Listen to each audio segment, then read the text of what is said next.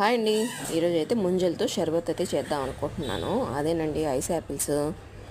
అందుకని చిన్న పాల ప్యాకెటే తీసుకున్నాను. ఎందుకంటే ఎలా వస్తుందో లేదో తెలియదు కదా. అందుకని చిన్న పాల ప్యాకెట్ 3 అంటే 3 ముంజలు తీసుకొని ఇలా పీసెస్గా కట్ చేసుకొని సబ్జా గింజలు కూడా వేసేసుకున్నాను.